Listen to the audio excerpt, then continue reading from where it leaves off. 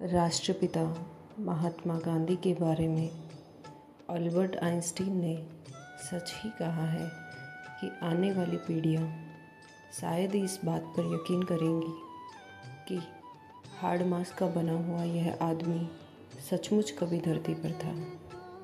वैसे तो इस महान व्यक्तित्व के बारे में जितना कहा जाए उतना कम है, पर फिर भी आज महात्मा गांधी जी के 155वीं जयंती पर उनके जीवन पर एक शानदार भाषण विद्यालय की छात्रा सुहानी जैन द्वारा दिया गया, जिसकी कुछ झलकें आपके सामने हैं।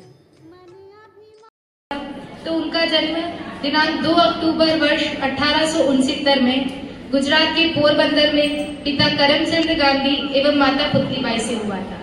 वे अपने माता पिता की अंतिम संतान थी। उस समय गुजरात में प्रचलित रीति रिवाज और मान्यताओं में बाल विवाह को काफी हद तक सही माना जाता था। इसीलिए गांधी जी का भी मात्र 13 वर्ष की उम्र में कस्तूरबा गांधी से बाल विवाह हुआ था, जिससे उन्हें 4 संतानों की प्राप्ति हुई थी।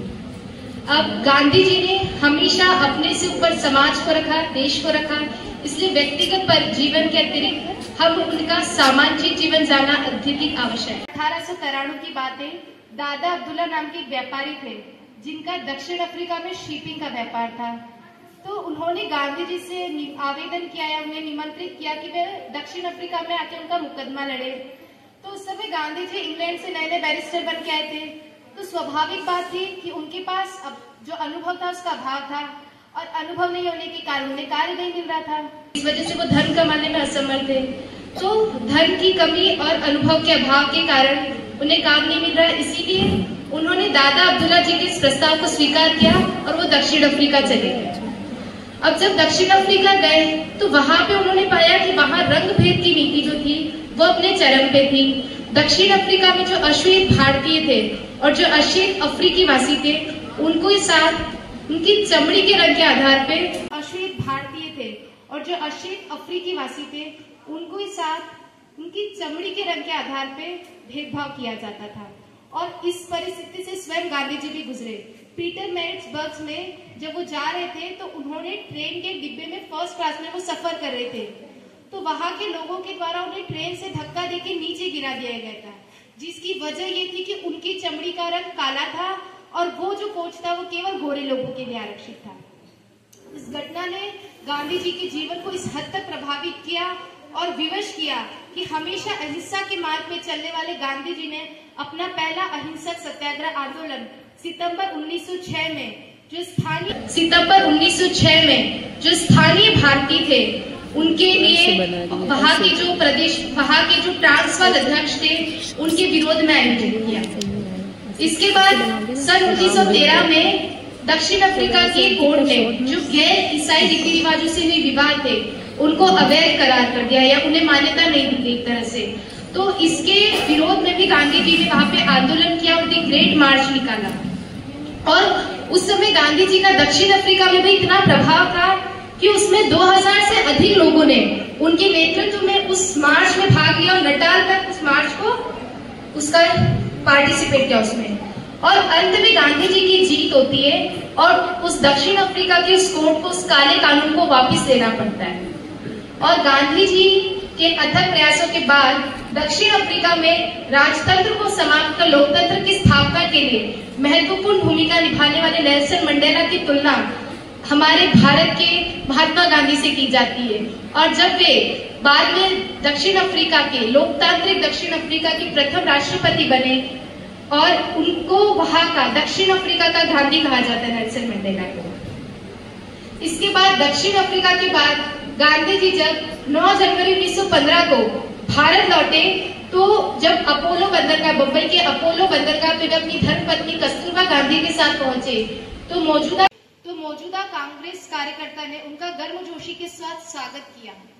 और भारत में दक्षिण अफ्रीका से लौटने के इस दिन को तभी से प्रवासी भारतीय दिवस के रूप में मनाया जा रहा है। ये छोटी बात नहीं है। एक व्यक्ति जो अपने देश लौट रहा है, उसके इन महान कार्यों की वजह से, अपने द्वारा दिए गए महान सेवाओं की वजह से उस दिन को हम सभी आज प्रवासी भारतीय दिवस के रूप में मनाते हैं। में भारत लौटने के बाद उन्होंने कोई आराम नहीं किया या कोई आराम की स्थिति को नहीं अपनाया। 2 वर्षों तक उन्होंने संपूर्ण भारतवर्ष का ब्यौरा किया और बिहार के चंपारण में जब वो नील किसानों से मिले तो उन्होंने देखा कि उन्होंने बागान मालिकों के खिलाफ असंतोष था और उन्होंने बिहार में वर्ष 1917 में चंपारण आंदोलन को गति दी। और इसी के बाद हमारे भारत के राष्ट्रगान के लेखक रविंद्रनाथ टैगोर ने उन्हें महात्मा की उपाधि दी थी इस घटना के बाद, इस आंदोलन के बाद। इसके बाद ठीक अगले वर्ष सन 1918 में गुजरात के में खेड़ा आंदोलन को गति दी गई, जिसमें किसानों को राजस्व न देने और विरोध करने के लिए प्रोत्साहित किया गया। इसके बाद ऑटोमन साम्राज्य में जो मुस्लिम पवित्र धर्म गुरु खलीफा पर सख्त संध्या थोपने के बाद यहाँ के भारतीय जो मुस्लिम थे उनमें काफी असंतोष था और गांधी जी हिंदू मुस्लिम को एक करना चाहते थे, उनमें एकता स्थापित करना चाहते थे। इसीलिए उन्होंने 1919 में खिलाफत आंदोलन का नेतृत्व किया, उसमें बढ़ चढ़ के भाग लिया। इसके बाद 1919 में 13 अप्रैल बैसाखी के दिन जलियांवाला हत्याकांड, इससे भी काफी ज्यादा लोगों में आक्रोश था और खिलाफत आंदोलन के मुद्दे और रोलेक्ट एक्ट, इन दोनों को ध्यान में रखते हुए वर्ष 1920 में असहयोग आंदोलन शुरू किया गया, जिसे सविनय अवज्ञा आंदोलन भी कहा जाता है।